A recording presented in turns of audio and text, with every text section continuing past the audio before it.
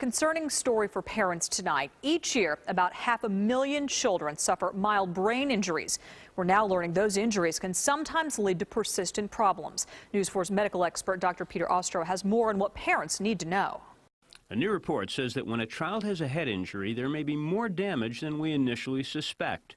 The study was published in the Archives of Pediatrics and Adolescent Medicine. They looked at children age 8 to 15 who had been injured. 186 of them had mild traumatic brain injury, and 99 of them had orthopedic injuries, such as a broken arm or leg, without a head injury.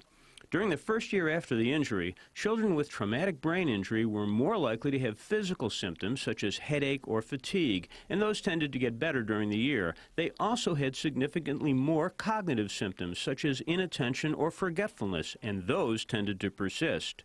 They're finding that there are long-term consequences as much as a year later is news.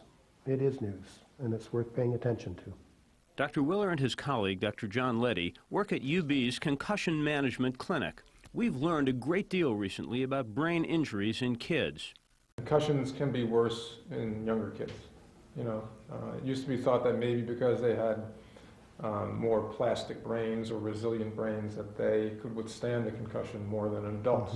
So kids can take longer to get better, and parents should take careful notice of how complete their child's recovery is. Have they returned to their level of usual level of energy, for example? Are they sleeping normally? Most kids after a concussion don't sleep well. What's going on in school? Are they able to finish their day without a headache or being extremely fatigued?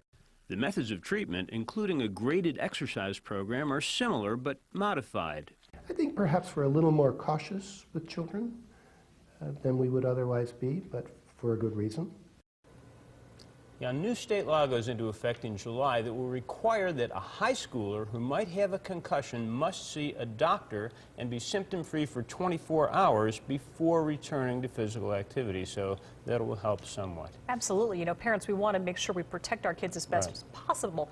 How can you tell when they are recovered from a concussion? Because they want to go back. Right, and right. Whatever symptoms a child had should be completely gone when the child's relaxing, and then they shouldn't come back when the child is active. If a kid has a headache after running around the yard, then he's not better yet, okay? Those are things that parents can watch out for, and they work.